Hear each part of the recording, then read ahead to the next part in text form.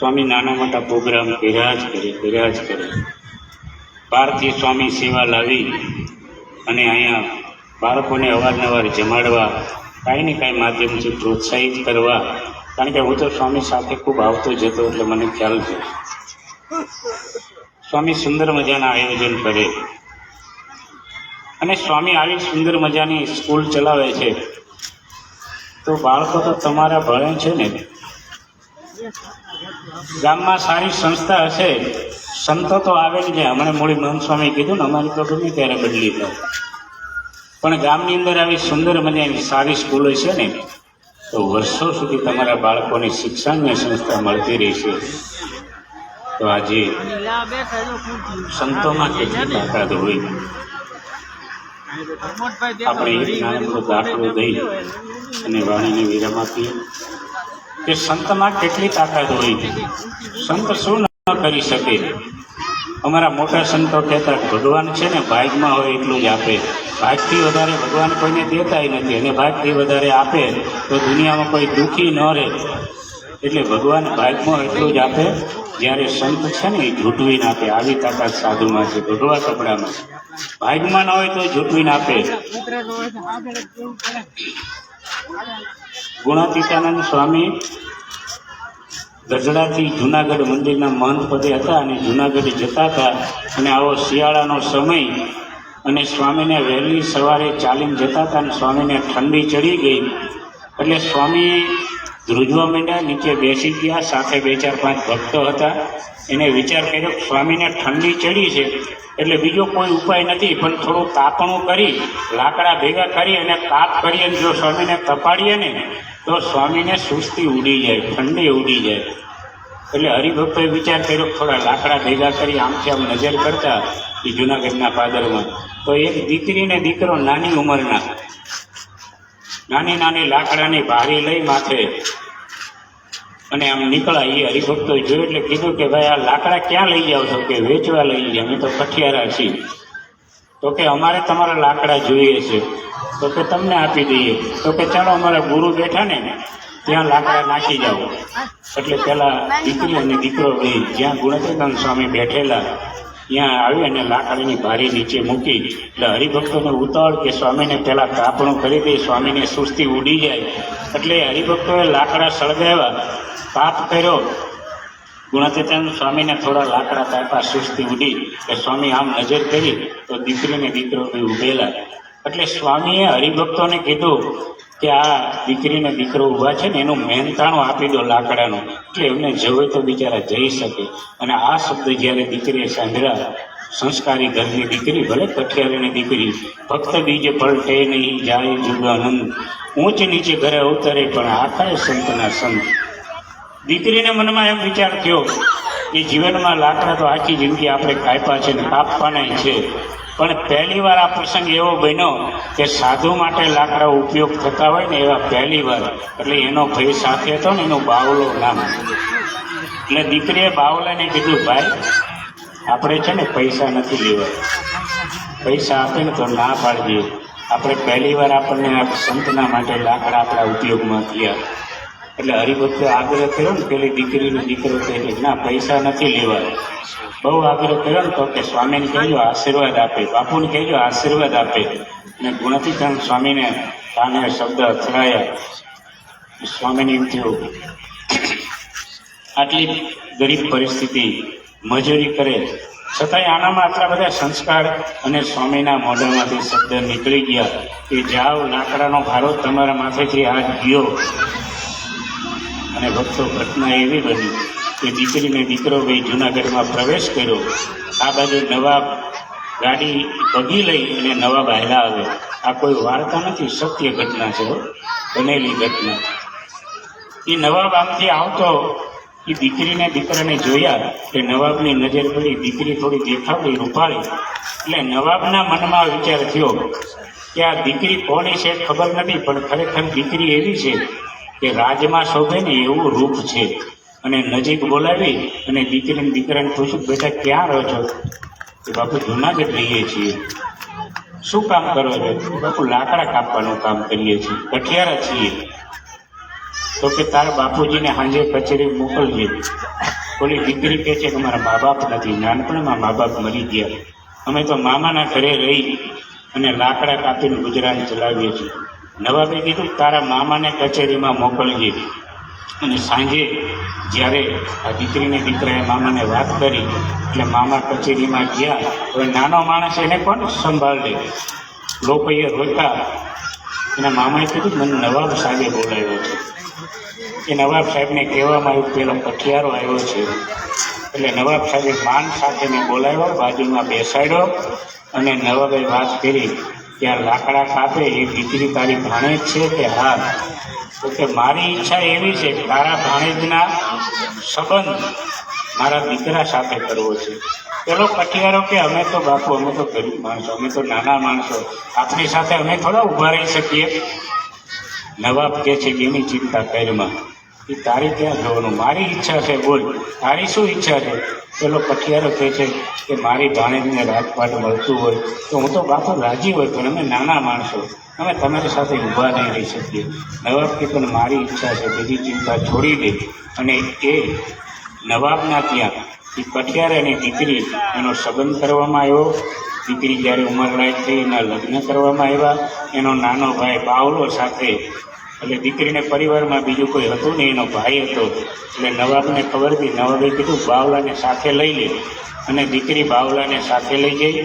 નવાબે એને ભણાવ્યો. એ મુસલમાનના ઘરે મોટો થયો એટલે બાવલાનું બાઉદ્દીન નામ પાડ્યું. અને મોટો થયો ને એટલે નવાબે એનો દીવાન બનાવ્યો. જુનાગઢના નવાબનો દીવાન બાઉદ્દીન. અને એ બાઉદ્દીને યાદમાં આજે જુનાગઢમાં જાવ તો જોજો મ્યુઝિયમ છે. એ મ્યુઝિયમ દીવાને બનાવ્યું અને કોલેજ બનાવી. આજ પણ જુનાગઢની અંદર બાઉદ્દીન કોલેજ છે, જે અસંખ્ય વિદ્યાર્થીઓ અભ્યાસ કરે છે. અને જ્યારે એ બાઉદ્દીન એના સુંદર મજાનું મ્યુઝિયમ બનાવ્યું અને બહાર એક ફોટાની અંદર એક કવાડો અને એક દોરડું મઢીને રાખ્યા. અને એની જે લખવામાં આવ્યું કે અમારા ભાઈમાં તો આ હતું, પણ એક સંતની કૃપાએ અમે જે આ સ્થિતિની પામ્યા. તો ભક્તો, સંતોની કૃપા થઈ જાય. સંતની કેટલી મોટી તાકાત! એટલે આપણા મોટા સંતો કહેતા કે ભગવાન છે ને ભાઈમાં હોય એટલું જ આપે અને સાધુ જુઠવીને આપે. આજે આખી જિંદગી લાકડા કાપવાનું લખ્યું હતું, પણ એક સંતની કૃપા થઈ ગઈ ને, સંતનો આશીર્વાદ લાગી ગયો ને, તો રાજાની રાણીને રાજાના દીવાન થયા. તો ભક્તો, તમે બહુ ભાગ્યશાળી છો કે તમને આજે હરિપ્રકાશ સ્વામી જેવા આવા સંતોનું સાનિધ્ય મળ્યું. તો વિશેષ આપણે સમય નથી લેવો, પૂજ્ય વક્તાશ્રીને પણ સાંભળવાના છે, તો વિશેષ નથી કહેવું. પણ હરિપ્રકાશ સ્વામી મૂળી મંદિરમાં ખૂબ સેવા કરી. નાના મોટા કોઈ પણ મંદિરો હોય સ્વામી સેવા કરે. આજે મૂળી અંદર રહ્યા ને તો સ્વામી એક નાના ગરીબ બાળકોની ચિંતા કરે. સરકારી સ્કૂલોમાં જઈ અને સ્વામી ફ્રૂટના વિતરણ કરે, પુસ્તકોનું વિતરણ કરે. મૂળી મંદિરની અંદર જાજુ ફ્રૂટ આવ્યું હોય ને તો સ્વામી ફ્રૂટ લઈ નાના બાળકોને ગરીબ સ્કૂલમાં વેચવા જાય. આજે તમને સંત મળ્યા છે, વિશેષ નથી કહેવું, પણ હમણાંથી હરિપ્રકાશ સ્વામીની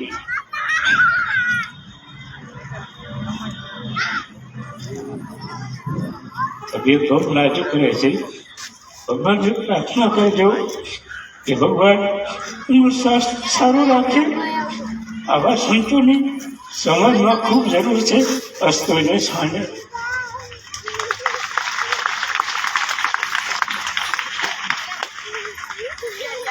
ખૂબ ખૂબ ધન્યવાદ ગવૈયા શાસ્ત્રી સ્વામી, આત્મ પ્રકાશ સ્વામી, આપણા જ મંદિરના મહંત સ્વામી, એમના મોટા ગુરુભાઈ છે. એટલે આ દિવ્ય સભાને રોડા આશીર્વાદ આપ્યા. સ્વામીને એકવાર જોરદાર તાળીથી આપણે બિરદાવી આવકારવી. આજે તમારા ગ્રહસ્થમાં જે તમારા સંબંધી સાથે, ભાઈઓ સાથે જે આત્મીયતા હોય ને, ઘરમાં જે સંપ અને લાગણી હોય ને, આજે અમારા ગુરુ હોય, ગુરુભાઈ હોય, આજે અમારે આત્મ સ્વામી, હરિપ્રકાશ સ્વામી, આજે મહારાષ્ટ્રની આજ્ઞાથી, ગુરુના આશીર્વાદથી ગુરુની આજ્ઞાથી આજે તમે જુઓ કેટલી સેવા કરે છે. ચોક્કસ આજે પોતાનું હૈયું ભરાઈ જાય, પોતાના હોય એને દિલમાં થોડુંક ચોક્કસ લાગતું હોય. આજે પૂજ્ય સ્વામીને હૈયું ભરાઈ ગયું. એકવાર તાલીઓથી પૂજ્ય સ્વામીને આપણે બિરદાવી. એટલે બ્રહ્માનંદ સ્વામી કીધું, સંત પરમ હિતકારી જગતમાં સંત પરમ હિતકારી. સંતો પર પ્રકારનું કામ કરતા હોય. આજે સ્વામીએ વાત કરી એ હું વખાણ નથી કરતો, પણ આજે આ નાના મકનસર કુકુડિયા ગામમાં હરિપ્રકાશ સ્વામી એક સંત, એવા સંત છે, આચાર્ય મહારાજની આજ્ઞાથી, ગુરુના આશીર્વાદથી જેમ સંતોએ કીધું એમ મૂડીમાં 4-4, 5-5 વર્ષ સુધી રહ્યા. ચરાડવા રહ્યા, રાધાકૃષ્ણની પૂજા કરી, મકનસર રહ્યા, કલોલ મંદિરના મહંત રહ્યા. પણ મૂડીમાં બ્રહ્માનંદ ભોજનાલય હાવ જર્જિત હતું ને, એ ભોજનાલયની અંદર આજ તમે જજો, સરસ VIP બનાવી દીધું છે ને. ખરેખર કોના માટે? આ હરિભક્તોની સગવડતા માટે. એકવાર આપણા મકનસરના મહંત સ્વામી અને પૂર્વ મહંત સ્વામી મૂડી મંદિરના હરિપ્રકાશ સ્વામીને જોરદાર તાલીથી આપણે બિરદાવી આવકારીએ. જે સંતે આજે મૂડી મંદિરને આટલું સુંદર કાર્ય કરી અને આપ્યું છે, તો આવો વિશેષ સમય નહીં લેવી. મૂડી મંદિરના નવ યુવાન અને નાની ઉંમરના મહંત સ્વામી એવા પૂજ્ય મુક્ત સ્વરૂપ સ્વામી મૂડી મંદિરના મહંત સ્વામીને વિનંતી કરીએ.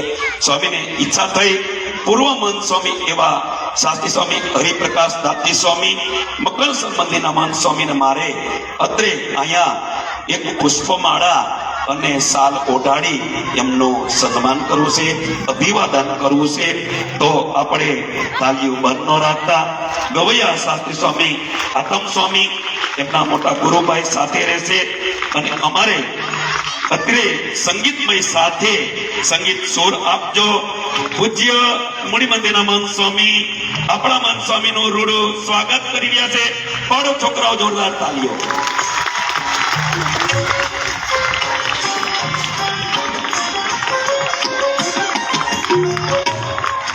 મૂડી મંદિરના મહંત સ્વામી વક્તાશ્રીનો પણ શાસ્ત્રી સ્વામી ચંદ્રપ્રકાશ દાસજી સ્વામી વિલિયા મહંત સ્વામીનું પણ સન્માન કરવા માંગે છે. એમને પણ પુષ્પમાળા રાધાકૃષ્ણ દેવની અને એમને પણ રૂડા આશીર્વાદ પાઠવી રહ્યા છે, સન્માન કરી રહ્યા છે. અમારે આતમ સ્વામી સાથે જેમ તમે છોકરાઓ અહીં ભણો છો ને, એમ નાના બાળકો ત્યાં ભણે છે. સ્વામી સાથે ખૂબ જ સંસ્કાર લે છે. બંને બાળકને કહીશ મહંત સ્વામી પાસે આવે, એમને પુષ્પમાળા પહેરાવશે. આવો બંને છોકરાઓ, આતમ સ્વામી બે છોકરાને મહંત સ્વામી પાસે નીકળો હાર પહેરાવવા માટે. સ્વામી એમને હાર પહેરાવશે. પૂજ્ય હરિપ્રકાશ સ્વામીના મોટા ગુરુભાઈ આતમ સ્વામી સાથે રહી ખૂબ જ છોકરાઓ સારો સંસ્કાર, જેવો તમે અહીં પણ ભણો છો એવી સ્વામી સાથે રહી ખૂબ ભણતા સ્વામીની સેવા કરતા બંને છોકરાને મહંત સ્વામી અહીંયા હાર પહેરાવીને આશીર્વાદ આપી રહ્યા. તાલીઓ પાડો વાલા ભક્તો. તો સ્વામી ઠેઠ કચ્છમાં હતા, આટલું બધું કામ રે એટલે મૂડી મંદિરના મહંત સ્વામીને ખૂબ જ હજી તો રાત્રે પહોંચશે. ધનુર્માસ વહેલી ભગવાનની ધૂન થાય એટલે આપણી વચ્ચે વિદાય લઈ છે. તો મૂડીના મંદિરના મહંત સ્વામીને ગવૈયા સ્વામી આતમ સ્વામીને એકવાર તાલીઓના નાથે આપણે બિરદાવીશું. ફરી આવો આપણે કથા તરફ જવું છે. ત્યારબાદ આજે પણ આપણે રાત્રે સ્વામિનારાયણ વિદ્યાર્થી બાળકો દ્વારા આપણે સંસ્કૃતિ પ્રોગ્રામ નિહાળશું. ખરેખર બધાને બહુ મજા આવે છે ને છોકરાઓ? બસ આપણે અમને ટૂંક જ સમયમાં આપણે કથા પૂર્ણ થાય પછી સાંસ્કૃતિક પ્રોગ્રામ નિહાળશું. આવો વક્તાશ્રીને વિનંતી, હનુમાન ચરિત્ર દાદાના સુંદર ચરિત્રની કથાનો પણ શ્રવણ કરાવે શાસ્ત્રી સ્વામી ચંદ્રપ્રકાશ દાસજી સ્વામી દિલિયામાં.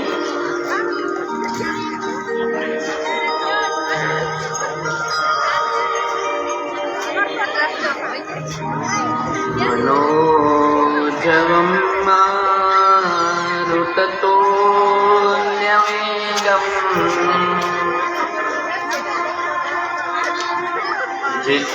जितेन्द्रियं बुद्धिमतां वरिष्ठम्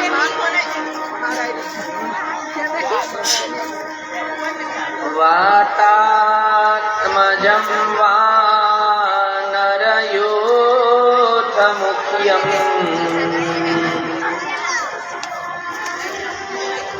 श्रीरामदूतं शरणं प्रपद्ये श्रीरामदूतं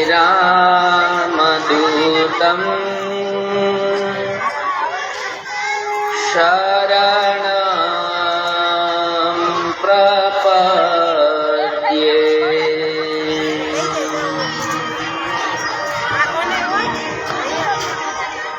नमस्ते आंजनेयाय वायुपुत्राय धीमते रामदूताय महते सुग्रीव सचिवाय च। बहु सरस સંતોના રૂડા આશીર્વાદ આપણને મળ્યા. હનુમાનજી મહારાજના ચરિત્રો તો જેટલા ગાઈએ જેટલા કહીએ એટલા ઓછા છે. 7 દિવસ સુધીની 3 કલાક સળંગ ચાલે એવી કથા કરીએ ને તો પણ હનુમાનજી મહારાજના ચરિત્રો પૂરા ન થાય એવા અદ્ભુત હનુમાનજી મહારાજના ચરિત્રો છે. કારણ કે હનુમાનજી મહારાજે મર્યાદા પુરુષોત્તમ ભગવાન શ્રી રામચંદ્રજી માટે એવા કામ કર્યા છે, અદ્ભુત કામ. એ કામને જોઈ અને હનુમાનજી મહારાજના ઉપર રામચંદ્ર ભગવાનની કૃપા છે. હનુમાનજી મહારાજને ચિરંજીવી રહેવાનું વરદાન પણ માં ભગવતી સીતાજીએ આપેલું છે. અસબર દીન જાનકી માતા, જાનકી માતાએ વરદાન આપેલું. ચારો યુગ પ્રતાપ તુમ્હારા, ચારેય યુગમાં સત્યયુગ, ત્રેતાયુગ, દ્વાપર યુગ અને કળિયુગ, આ ચારેય યુગમાં તમારો પ્રતાપ રહેશે. એવું કહેવાય છે કે આ આખી દુનિયા ભગવાન રામચંદ્રજીના આધારે ચાલે છે. દુનિયા રામચંદ્ર ભગવાન જેમ કહે ને એ પ્રમાણે આ દુનિયા ચાલે છે. પણ એ રામચંદ્ર ભગવાન જે છે ને એ હનુમાનજી મહારાજ જેમ કહે ને એ પ્રમાણે ચાલે છે. એટલે રામચંદ્ર ભગવાને કહ્યું કે હું હનુમાન વગર એક ડગલું પણ ક્યારેય ચાલતો નથી. એટલે કવિએ કહ્યું છે, दुनिया चले न श्री राम के बिना, राम जी चले न हनुमान के बिना. दुनिया चले न श्री राम के बिना, राम जी चले न हनुमान के बिना. और दुनिया चले न श्री राम के बिना, राम जी चले न हनुमान के बिना. दुनिया चले न श्री राम के बिना, राम जी चले न हनुमान के बिना. हरे राम जी चले न हनुमान के बिना, राम जी चले न हनुमान के बिना. ओ राम जी चले न हनुमान के बिना, राम जी चले न हनुमान के बिना. हर दुनिया चले न श्री राम के बिना, राम जी चले न हनुमान के बिना. दुनिया चले न श्री राम के बिना, राम जी चले न हनुमान के बिना.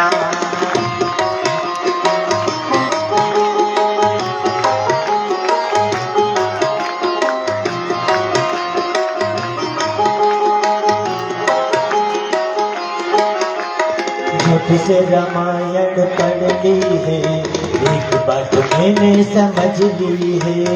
जब से रामायण पढ़ ली है, एक बात मैंने समझ ली है.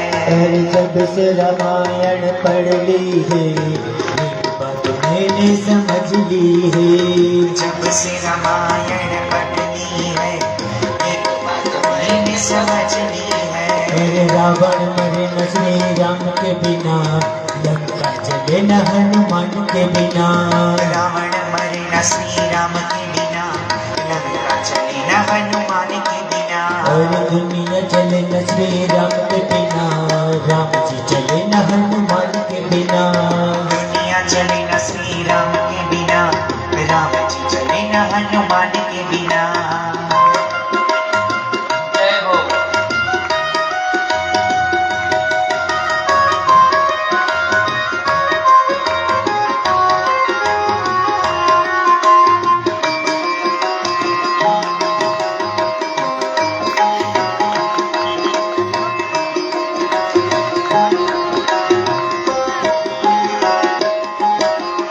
लक्ष्मण का बचना मुश्किल था, कौन बुझाने के काबिल था। लक्ष्मण का बचना मुश्किल था, कौन बुझाने को काबिल था। अरे लक्ष्मण का बचना मुश्किल था, कौन बुझाने के काबिल था। लक्ष्मण का बचना मुश्किल था, कौन बुझाने को काबिल था। अरे लक्ष्मण बचे न श्री राम के बिना, बूटी खेले न हनुमान के बिना। लक्ष्मण बचे श्री राम के बिना, बूटी न हनुमान के बिना। और दुनिया चले न श्री राम के बिना, राम जी चले न हनुमान के बिना। दुनिया चले न श्री राम के बिना, राम जी चले न हनुमान के बिना। अरे राम जी चले न हनुमान के बिना, राम जी चले न हनुमान के बिना। राम जी चले न हनुमान के बिना, राम जी चले न हनुमान के बिना। दुनिया चले ना श्री राम के बिना, और राम जी चले ना हनुमान के बिना। હનુમાનજી મહારાજે બહુ રામચંદ્ર ભગવાનને મદદ કરી છે. એક વખત નારદ ઋષિ તપ કરવા માટે બેઠા છે. ધ્યાન મગ્ન થઈ અને હજારો વર્ષો સુધી નારદજીએ તપ કર્યું. નારદજીના તપમાંથી તેજ નીકળવા લાગ્યું અને ઇન્દ્રને એમ થયું કે નારદ જો વધારે તપ કરશે તો મારું ઇન્દ્રાસન લઈ લેશે. એટલે ઇન્દ્રએ કામદેવને બોલાવી અને કામદેવને એવું કહ્યું કે તમે જાઓ અને નારદજીનું તપ ભંગ કરાવો. કામદેવ કહે છે કે સારું, હું જાઉં છું અને હમણાં જ નારદજીનો તપ ભંગ કરાવું. કામદેવ ગયા છે.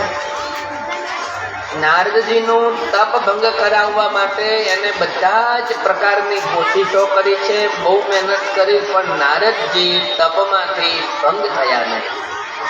અદ્ભુત તપ.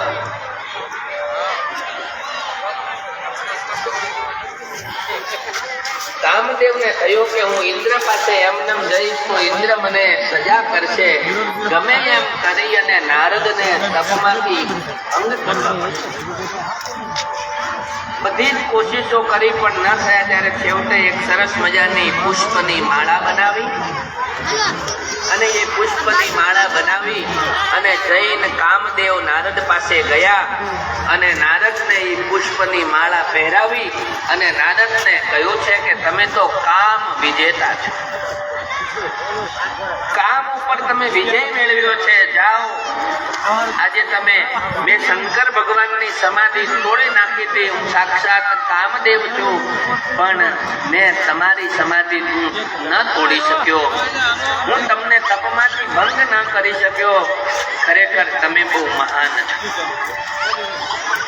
અને ભાઈ, માણસને અમુક આ માળાઓ પહેરાવવામાં આવે ને એનાથી એને અભિમાન આપતું હોય છે. અમુક લોકો તો એક કંઠમાં હાર પહેરાયો હોય તે સાંજ સુધી ઉકાય નહીં, ત્યાં સુધી કાઢે નહીં, એટલી વાર સુધી હાર પહેરી રાખે. અને નારદજીએ ફૂલ માળા પહેરી અને નારદને થયું કે લાવ હું જાઉં શંકર ભગવાન પાસે અને શંકર ભગવાનને જઈને કહું કે જે કામદેવે તમારી સમાધિ તોડી હતી એ જ કામદેવને મેં પણ તોડી નાખ્યો. એણે મારું તપ ભંગ કરવા બહુ કોશિશો કરી પણ હું તપમાંથી ભંગ ન થયો. એણે મને આવી પુષ્પની સુંદર માળા પહેરાવી છે. નારદ ઋષિ ગયા છે ભગવાન સદાશિવ પાસે. સદાશિવે આગતા સ્વાગતા કરી નારદ ઋષિને બેસાડ્યા છે. આવો ઋષિ આવો. નારદ કહે છે કે પ્રભુ સદાશિવ,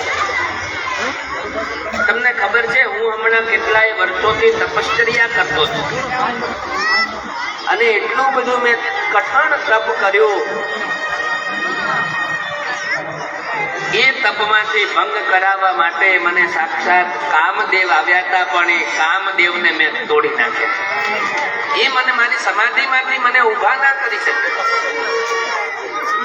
અને એ કામદેવે મને આ વિજયની માળા પહેરાવી છે જે મારા ગળામાં તમે જોઈ રહ્યા છો. શંકર ભગવાન કહે છે કે નારદ, તમે જે આ કથા મને કહી છે એ કથા તમે ભગવાન વિષ્ણુ પાસે ક્યારે જાઓ ને તો વિષ્ણુને આ કથા ન કહેતા. નારદ કે કેમ ન કહું? મેં કામ ઉપર વિજય મેળવ્યો છે, હું કથા કેમ ન કહું? શંકર ભગવાન કે ન કહેવામાં જ તમારું ભલું છે. તમે આ કથા ભગવાન વિષ્ણુ આગળ કહેતા નહીં. જો તમારે તમારું સારું ઈચ્છવું હોય તો. નારદને એમ થયું કે કદાચ હું આ કથા ભગવાન નારાયણને કહું ને તો સદાશિવનું ખોટું લાગે. સદાશિવની સમાધિ કામદેવે તોડી નાખી હતી. એ કામદેવને મેં તોડી નાખ્યો એટલે શંકર ભગવાનનું સારું ન દેખાય. એટલે શંકર ભગવાન ના પાડે છે કે તમે જઈ અને નારાયણ આગળ આ કથા ના કહેતા. પણ હું તો હમણાં જ જાઉં. અને નારદ તો ઉપડ્યા સીધા જ ભગવાન નારાયણના ધામમાં. હો, નારાયણ ભગવાનને ખબર જ હતી કે હમણાં નારદ આવે છે. નારાયણ પણ એવા જ તૈયાર થઈ ગયા. છેક દરવાજા સુધી ગયા લેવા. હરખી મિલે ઉઠી રમા નિકેતા એટલે સાક્ષાત નારાયણ ભગવાન ઉભા થઈ નારદને છેક દરવાજા સુધી લેવા ગયા. बैठे आसन ऋषि समेता. ઋષિની સાથે બેઠા હો આસન ઉપર. જે આસન ઉપર ભગવાન નારાયણ બેસતા એ આસન ઉપર કોઈ બેસતું નહીં. પણ આજે નારાયણે નારદને પોતાની બાજુમાં બેસાડ્યા. અને નારાયણ કહે છે કે મુનિ, બહુ દિવસે તમે તો આયા, હમણાં ક્યાં હતા? હમણાં ઘણા ટાઈમથી દેખાતા નહોતા, તમે ક્યાં ગયા હતા? અને નારદે બધું જ પોતાની આખી કથા ચાલુ કરી કે હમણાં તો હું તપ કરતો હતો, બહુ વર્ષો સુધી મેં તપ કર્યું છે. અને જે કામદેવે શંકર ભગવાનની સમાધિ તોડી નાખી એ કામદેવ મને પણ તપમાંથી ભંગ કરવા માટે આવ્યો હતો પણ એ મને ભંગ ન કરી શક્યો. મારા તપને ભંગ ન કરી શક્યો. એટલે તો એને મને આ પુષ્પની માળા પહેરાવી. નારાયણ ભગવાન તો બહુ રાજી થયા કે વાહ નારદ, ખરેખર તમે તો બહુ મોટું તપ કર્યું. ધન્ય છે તમને કે તમે આવું દારૂણ અને દુષ્કર તપ કર્યું. એ પણ આમાંથી દેખાશે યુટ્યુબમાં. તમે સમજો, યુટ્યુબમાં કરો. ખુશ થઈ અને નારદજી નીકળ્યા. અને નારાયણ ભગવાને પછી આ નારદની દવા કરવા માટે આખું એક માયાવી નગર રચ્યું. ઓલા ટીચર ને બધા ઉભા છે ને એટલે ના પાડે, સમજો. અને જ્યાં નારાયણ કરતા નારદજી આકાશ માર્ગેથી ચાલ્યા જતા હતા ને ત્યાં એક નગર જોવામાં આવ્યું. આખું માયાવી નગર હતું. નારાયણ ભગવાને પોતાની માયાથી બનાવ્યું. આ નગરમાં એક શીલનિધિ નામનો રાજા રાજ્ય કરતો હતો. એને એક સુંદર દીકરી હતી, રૂપના અંબાર જેવી દીકરી. અને એ દીકરીનો સ્વયંવર રાખેલો અને એ દીકરીનો સ્વયંવર રાખેલો, એટલે આખું નગર ચારેય બાજુ ધજાઓ, પતાકાઓ, સરસ મજાની રોશની